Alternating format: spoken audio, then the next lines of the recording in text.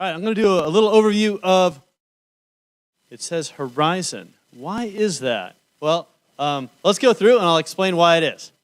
My name is Rolf Versluis. I'm one of the co-founders of Zencash, and I live here just up in, Milton, just north of Alpharetta, and I'm glad to be able to come. I think I came to one of these events about a year and a half ago. Wasn't in as nice a facility as here, but Michael Tidwell and all the volunteers at the Atlanta blockchain have done a great job, so appreciate it. Oh, yeah, absolutely. Sorry, I'll stand in the appropriate area.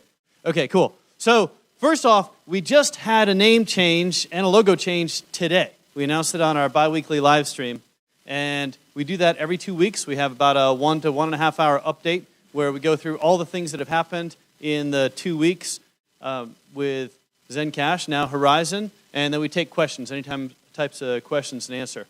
So we'll go through that, talk a little bit big picture about what Horizen is. You're probably going to see me slip up and call it Zencash. And then go through some of the experiences that we've gone through in the last year, and going to have definitely time for questions and answer, and I'll be around here afterwards and go into Twin Peaks, and I'll definitely have time to talk about any individual questions and answers that you want. Okay? Will do. Thank you. All right, so Zencash has a new name, a new logo, new tagline. We did quite a bit of work with a branding agency to differentiate Zencash and figure out where we wanted to go and take this. So we are keeping the ticker, Zen, and so Horizen, bringing privacy to life. So we're a privacy-focused cryptocurrency, and there's a lot that we got going on. So I'll give you the big picture, and then I'll talk some history and some examples of where you might want to be using privacy. So first off, what is Horizen? It's an active cryptocurrency. You can look us up on CoinMarketCap. I think we're in the mid-60s or 70s right now. And we launched as a chain split May of 2017. And it's a little bit complicated how we started, so I'm going to save that for the question and answer. But we were looking around at the different projects that were out there operating, Bitcoin, Monero, Dash, Zcash, and said, well, we can take some ideas and come up with a slightly better way of making a really usable privacy-focused cryptocurrency. And so that was the object of how we started. And I'll give you a little bit of background on me. So before co-founding Horizen, I did a few different things. I was an officer in the Navy on a submarine, helping run the nuclear reactor and going around all over the Pacific, and then lived in Hawaii for a while and Denver, and then went and worked for Cisco Systems, learned data networking, and started a company here locally called AdCap, and operated that, and we grew it to about 60 people. We sold that, and then went and started doing some cryptocurrency mining. Still got a cryptocurrency mining facility operating up in Alpharetta, and me and some partners are building another one up in Dahlonega right now. And I helped co-found Zencash, and I got into that through the mining side of things. So a lot of people get into cryptocurrency through mining, and it's a great way to get started. And I tell people, if you want to learn, just buy a single miner and get started. You'd learn so much about cryptocurrency just getting a single miner. And you can get ASIC miners now, gosh, for $200 from Bitmain. It's a good deal right now. So why does Horizen exist? Well, there's a lot to be said for having privacy in your life. And so I took some reasons about why you might want to have privacy. Well, heck, I took it from the Bill of Rights. So there's a lot of, so to me, privacy enables freedom. When you have the ability to choose what to disclose about your life and be able to keep private what you want to keep private, you're able to more fully express yourself. So that's the big picture reason of why Horizen exists. And to be able to have a privacy cryptocurrency, you have to have something that operates, that's up and running, that's reliable, that's easy to use, and that people all over the world can use. We actually have pretty good freedom here in America. And there's countries in the world where people really are living in an oppressive environment. And so we want to make sure as we grew and did all the various implementations that we'd make sure we do translations and reach out to people all over the world to enable the cryptocurrency and the privacy features that we have. Let me give you some examples of privacy that people might want here. So I got in the upper left corner a picture of a bottle of CBD oil. You know, that's legal here in Georgia. If you have a medical condition, you can get CBD oil, except you just can't buy it or bring it across the state line. So if you buy it, right, if you just sort of find it, right, then you can use it. So maybe if you purchase this, you want to make sure you keep that purchase private. So right now you'd use cash. But, you know, cash can be a little inconvenient, especially down in Venezuela these days. I think they're using wheelbarrows for cash. So having a cryptocurrency that maintains privacy, and there's other types of purchases that people like to keep private. And so you look where people are using cash today, and that's one example. But you can look at the more prosaic thing. Do you really want people knowing what prescriptions you're buying, or what medical procedures you're getting, or when you contribute to a charity? Maybe it's a charity that promotes freedom or CBD oil or something like that. I was reading an article about a politician in Florida that just had his bank account closed because he accepted contributions from a medical marijuana lobbying group. So there's just all sorts of reasons to have privacy in your life. A big one, I think, is international remittances. So there's people that go to countries, earn money, and send it back to other countries. Okay, that's great. It's really easy to open up a bank account here in America. It's difficult to open up a bank account in lots of countries in the world. Banking is a privilege, and there's fees that are taken out, even if you get your money and it shows up. So having a currency that can cross borders quickly and easily that maintains privacy, I think is a huge use case. So, and you can send a private payment with Zen today. So you just go to our website, horizen.global, download one of the full wallets, get yourself some Zen, send it from a transparent address to a shielded address, and I'll explain that in a minute, and then send it. And yeah, that picture in the bottom right corner, we're one of the few cryptocurrencies that you can use on some of the more popular adult websites out there. I didn't even know about Nutaku or some of the other ones, but I do now. Okay, so with Horizen, there's two types of addresses. There's the transparent address, just like Bitcoin, which is a pseudo-anonymous type of transaction where your name is not tied to your account number, but over time, and since all the transactions and the deposits and payments are put into a public blockchain, people have been able to somehow associate those transactions with specific people or email addresses or IP addresses. Whereas in a shielded address, it's fully private. It's recorded on the blockchain, but it's fully private. And this is done through advanced cryptographic computations called zero-knowledge proof.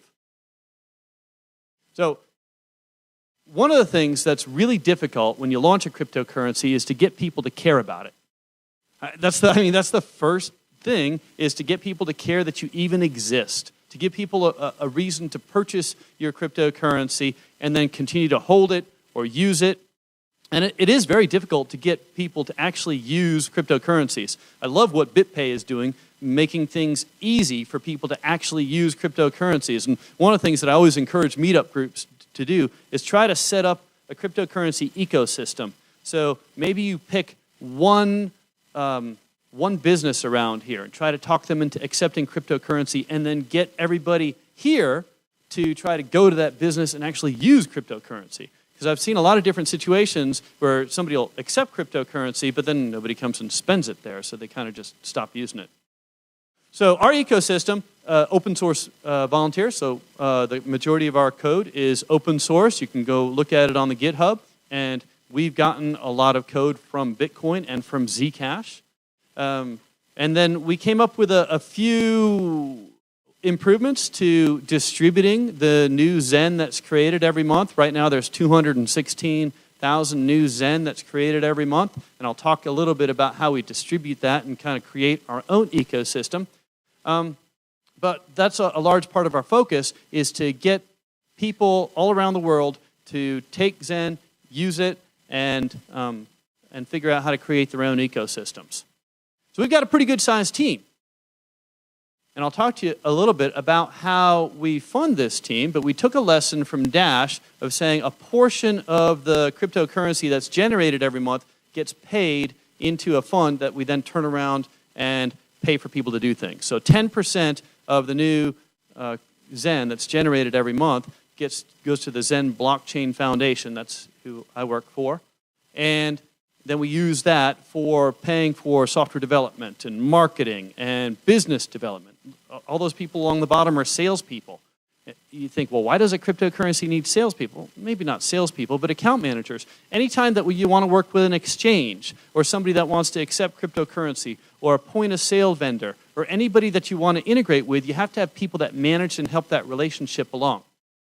We have an attorney. There's a lot of actual legal things that need to be done when you run a cryptocurrency project. Operations, project managers, developers, and then we have project managers that work with our outsourced developers. So there's all these people.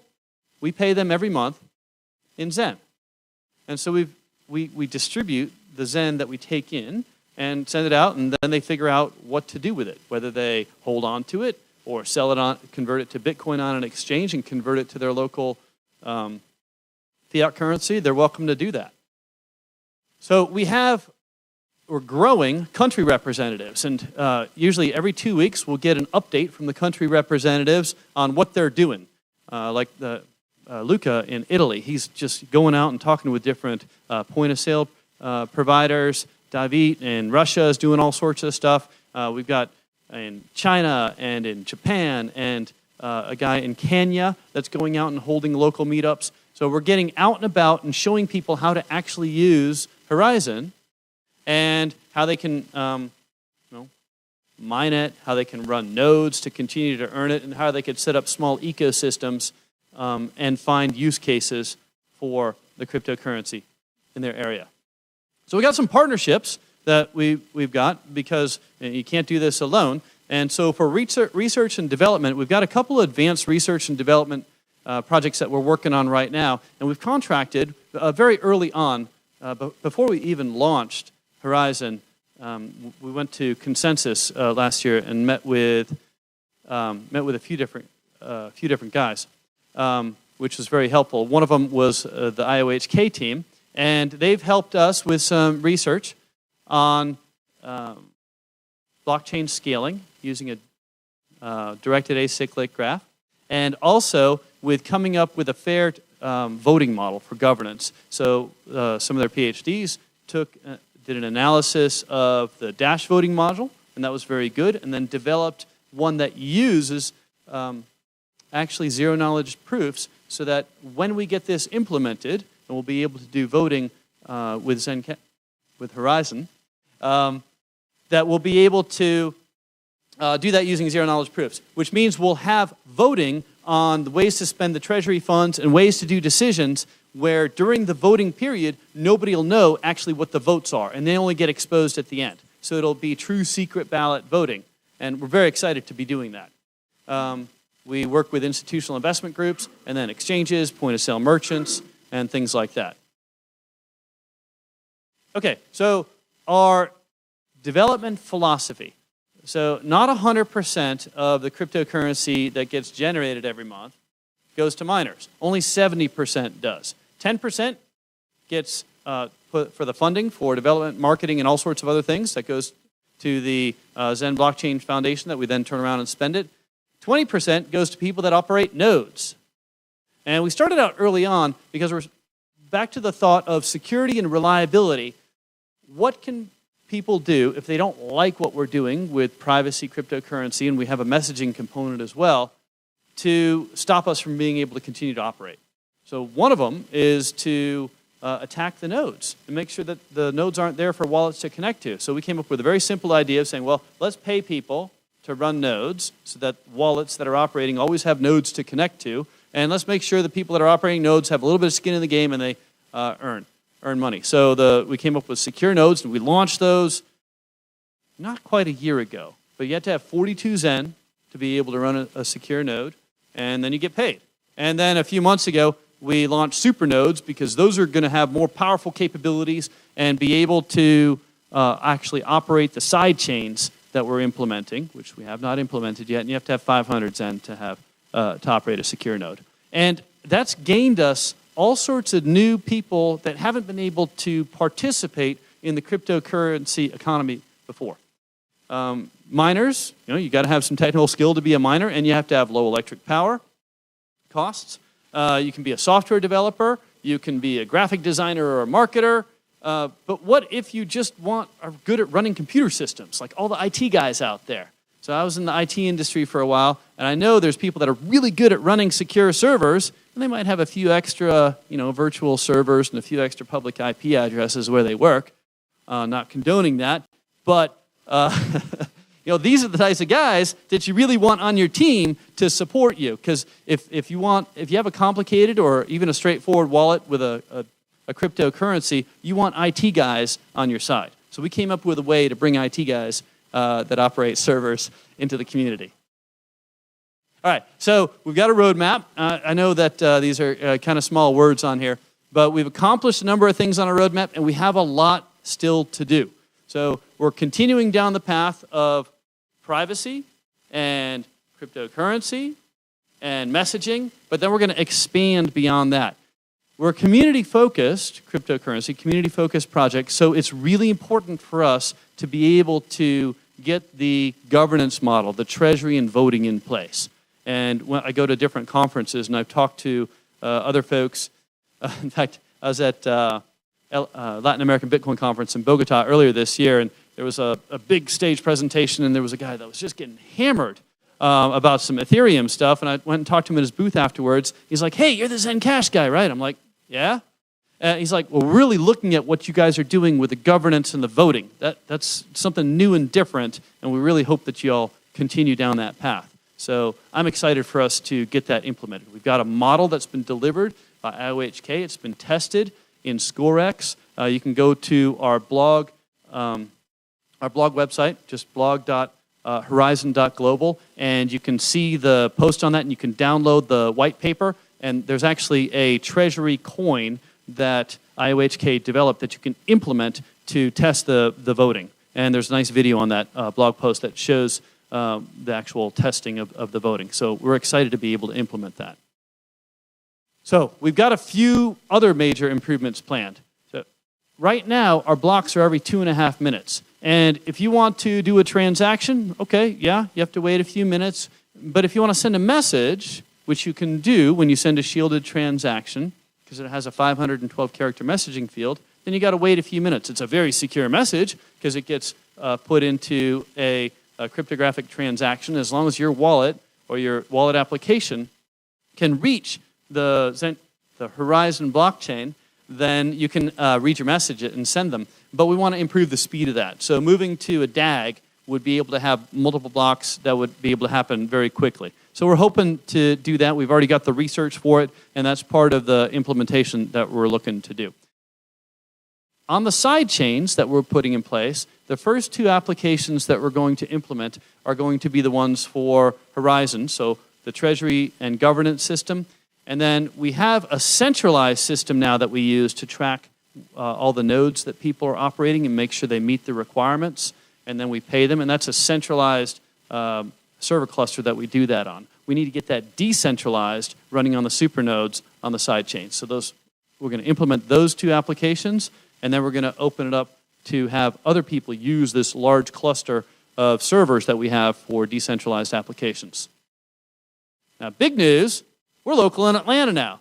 So right back there is Nick Tucker, and no? So the Atlanta Bitcoin Embassy is doing a great job. We're proud to be a gold sponsor, so I'm going to be down there and doing different classes, being part of it, and bringing swag. So I didn't bring any swag, any T-shirts, any stickers. We kind of stopped producing it when we knew that we were going to do the rebrand, and we're going to make all sorts of stuff, and I'm going to bring it there. So if you want anything for Horizen, you need to go to the Atlanta Bitcoin Embassy to get it, and it'll be there. And Nick will give it to you. Okay, so I'm going to schedule trainings on how to set up and operate nodes. how to do shielded transactions, how to self-shield your cryptocurrency, and other things like that, sending private and anonymous messages. There's ways you can get involved. We have Telegram, we have Discord. They're both very active. I encourage you to join them. If you want to learn more about mining, there's a great mining thread there. You can talk to folks about it. We've got a forum where you can post proposals. We're going to get a more formalized process for community members to post different jobs that they want to do and answering different requests for a proposal. You can mine. It's an Equihash proof-of-work cryptocurrency. I used to say GPU mining, but there's some companies that produce ASIC miners for Equihash right now. They're very efficient, and if you can get a hold of them, I think those are good. You can be a secure node or supernode operator or be an ambassador.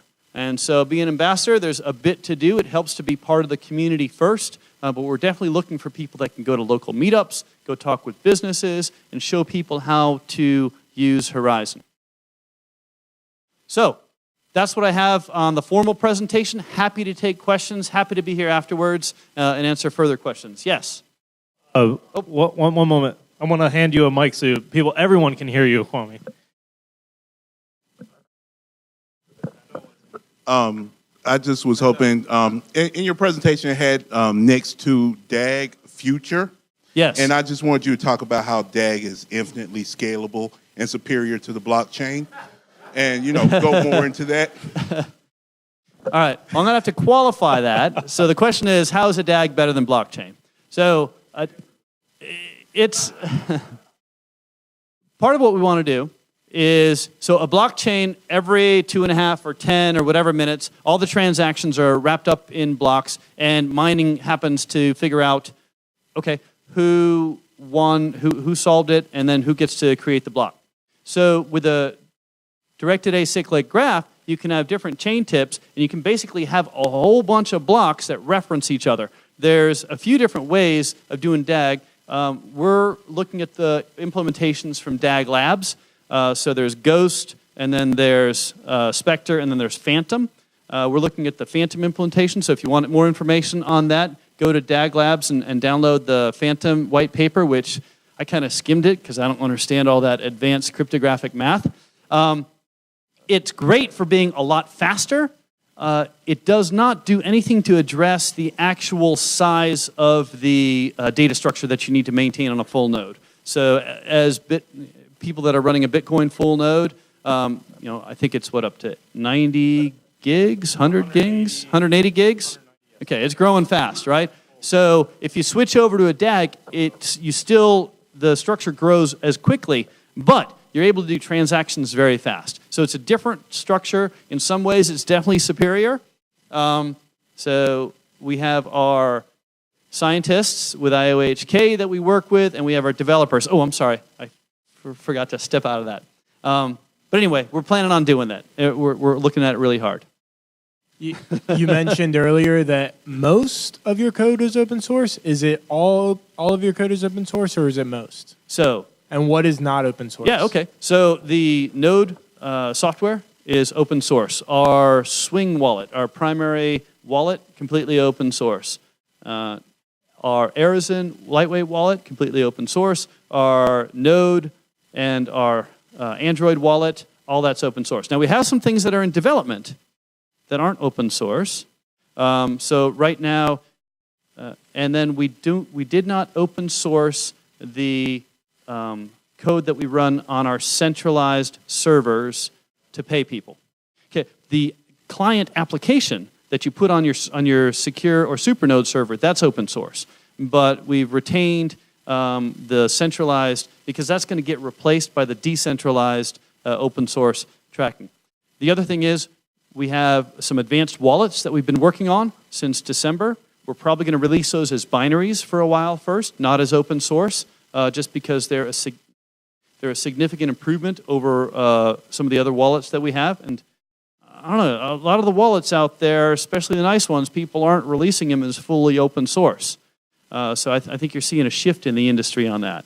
And then some of the stuff that we're testing is, like, we have a test net, a main net, and then we have a development net. So we're doing a development right now on a consensus change. So we had a 51% attack against Horizen a few months back. Well, there was an exchange that lost some funds because of a 51% attack. And that was private mining was done, and then a longer portion of the blockchain was released. And when you do that, you're able to change a transaction. So what they essentially did was deposit a bunch of Horizen into a exchange, and then run a blockchain add-on, or run a private mining for a little while, and then release it. And because of Satoshi consensus, which immediately switches the blockchain to the longest chain, that deposit all of a sudden wasn't there anymore. They got credit for it on the exchange, and then they got their credit for it in their wallet. So they deposited again, and then did it again. So our lead developer, Alberto Garofalo, came up with the idea. We posted a paper about it to do a change to the Satoshi consensus that penalizes blockchains that aren't public. I'm not exactly sure how that's going to be implemented, but they've done it, and that's running in our development net right now. It's going to be moving to testnet soon. So that's another example, long answer, of stuff that's not open source right now. Oh, sorry. Hey, so I noticed you have two types of nodes, super nodes and secure nodes. For the price, they pay out the same, and you only have to stake about 1/11 to get secure nodes. So what is the dynamic? What's the incentive to run a super node versus secure node? Yeah, they don't quite pay out the same. There's a pool of 10% of the new funds that gets paid to all the qualifying they're proportional supernodes amongst themselves. That's right. Okay. So it ends up, and when we first came out with supernodes, a lot of people did supernodes, and secure nodes were actually paying better. So that's balanced out, but there's some requirements. Like you have to have a public IP address, you have to have a TLS certificate because we do encrypted transport for all the wallet connections. So it ends up being that you need to really figure out the balance yourself. However, to be able to operate a node, which you can do probably with a $10 a month VPS, and we have great documentation on our website on how to do that. You need 42 Zen, and Zen's trading about $20 USD right now. So for less than $1,000, you can get yourself enough Zen to run a secure node.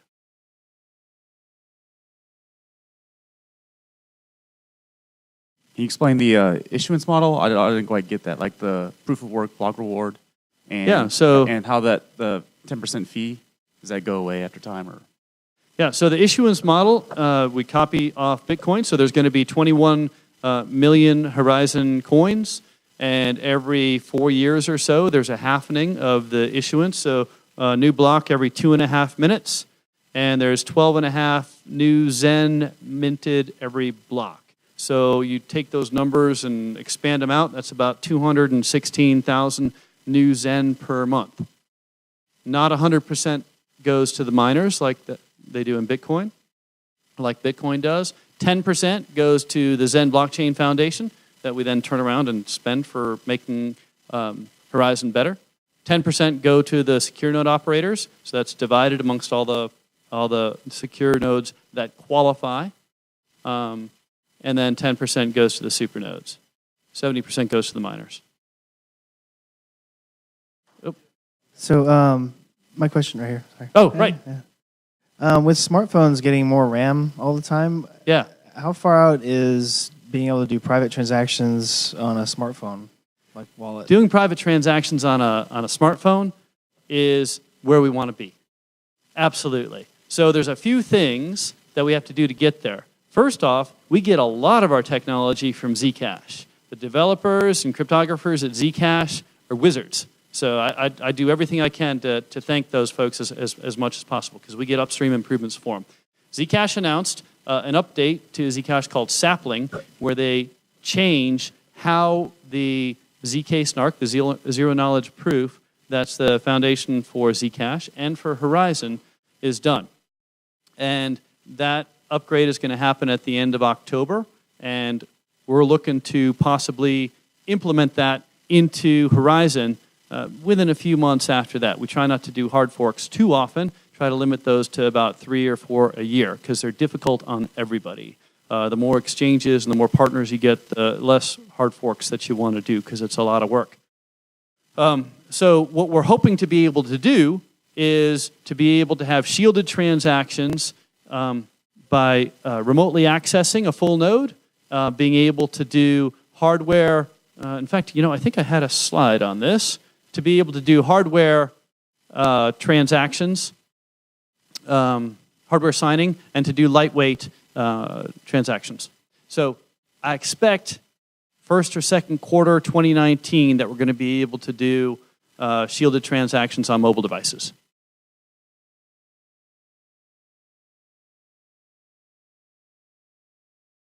Yeah. And I guess I had a follow-up on the nodes here now. So there's about 16,000 secure nodes and about 1,800 super nodes that are out there. And people like these things. And if you have a wallet that you want to connect to a node, it connects in a hurry.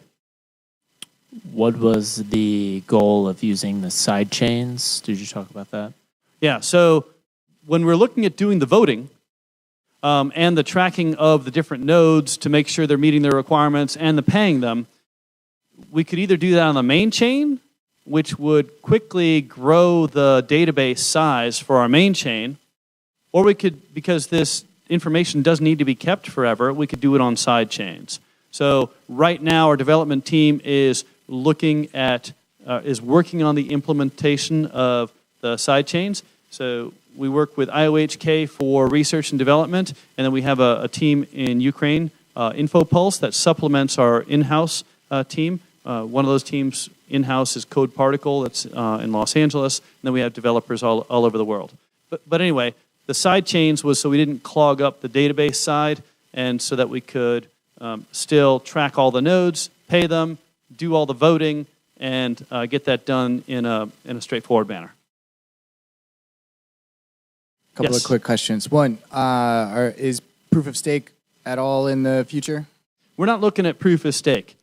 And then the second one is with ASICs now and the miners. Can you talk a little bit about, are you guys going to do ASIC resistance, or kind of how are you going to approach the centralization of mining hardware? Yeah, so that's a tough spot that we're in right now. So both those questions, I have to answer those as, here's what we're doing right now, but when we get governance in place where we're able to actually take these ideas, we don't know what the community wants right now regarding changing the mining algorithm, because ASICs just came out. So people have been mining Horizen with GPUs for a long time. People are like, oh, I've got all these GPUs and I want to keep mining it. But the ASICs have come out, and so some of the cryptocurrencies that are on Equihash are changing their algorithm to something where there doesn't exist an ASIC for it. So at this point, for questions like that, we have to figure out, whether really what people in the community want. However, we also, as the team that founded it, and people want us to have it be successful, we have to make decisions that'll keep things up and running. So the most important thing, and the 51% attack really highlighted this for us, is if we can't keep Horizen up and running, nobody's going to really want it. So the first thing has to be security and continued operation of the system. So proof of stake, that's kind of unproven. So proof of work, Bitcoin shows that proof of work works. And if something works, you don't go change it just for the heck of it, is what I think.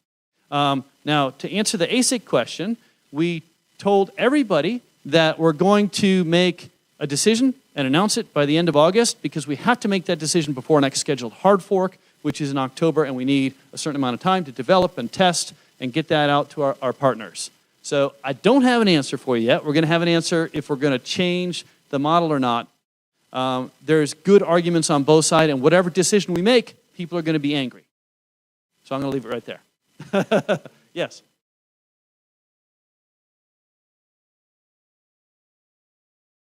Okay. Whenever you change to the governance model on the side chain, are you reducing the node runners based on the voting system? Are they getting voted in? Like, how some other platforms, they have a governance where those node runners, they actually have to be voted in?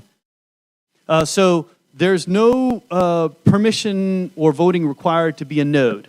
And I don't anticipate that we're going to change that until we get after we get the governance system in and we turn the governance over slowly to the community, then maybe there's going to be a proposal to limit the number of nodes or have permissioned nodes or things like that. But right now, as long as someone that's running a node meets the requirements, and there's a list of requirements, then they get paid.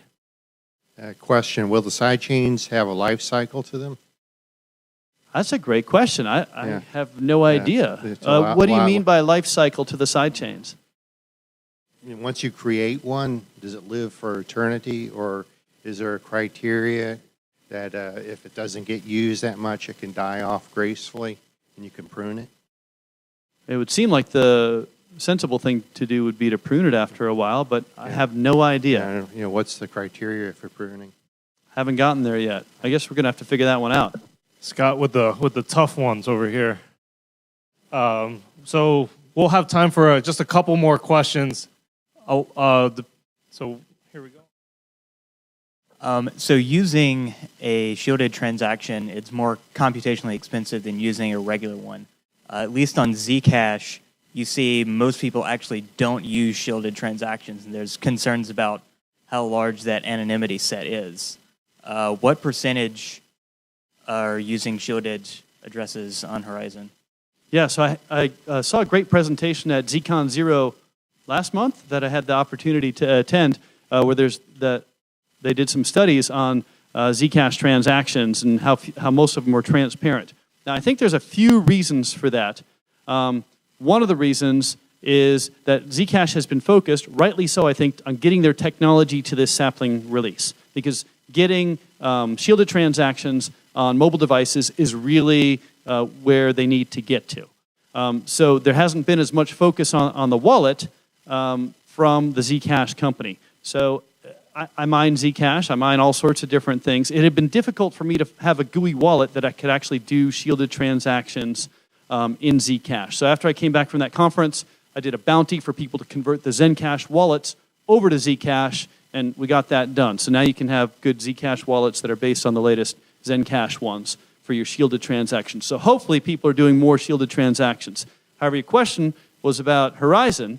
And so the anonymity set, well, every secure node and super node every day, well, it's 3 times a week, has to answer a challenge. That's part of the requirement. And that challenge is actually to create and send a message using a shielded transaction. So we have a worldwide anonymity set that's being generated constantly. Furthermore, we have a bunch of wallets that are accessible for all sorts of different platforms that people can do shielded transactions on. We have videos that show people how to use shielded transactions. We're really big on trying to get people to actually use private transactions, whether it's to self-shield or to send messages or things like that. And you can't just make the technology and have people just automatically use it. You have to have documentation, guides, all sorts of different things. So we're working to get a lot more shielded transactions. We'll make this one really quick. Yep. So quick answer, quick question, and then we'll wrap it up and then head out to Twin Peaks. But even before that, we're going to do a quick secret raffle because no one got tickets, and I'll explain that in a second. So last question right here. And okay. Hey, how you doing? This probably isn't a short one because it's just about like privacy in general, I guess. Like, where do you see that going in the future as far as like, you know, your company accepting like liability if law enforcement agencies start doing forensic blockchain analysis and they come and say like, we don't know exactly who these people are, but we've seen that they've sent these things into shielded addresses or whatnot. Sure. So the question is about privacy and what would Horizen do if people started using the technology for bad things and the regulators didn't like it. People are using it. We're continuing to develop it. If the regulators came to me and said, Rolf, you need to stop being part of the project, I'd be like, okay, I'm going to stop being part of the project and turn it over to people in other parts of the world. So the regulators typically tend to be focused within states or countries, and this is a worldwide system, and it's a worldwide application. And if people don't like what we do, if they're like, oh, you got to put a backdoor in it, you're like, well, we're going to put a backdoor in it, and then somebody will fork the entire project, and it'll keep on running. So Pandora's box is open, or the genie's out of the bottle. Let's use that analogy. Thank you very much. I appreciate everybody's question. Thank you.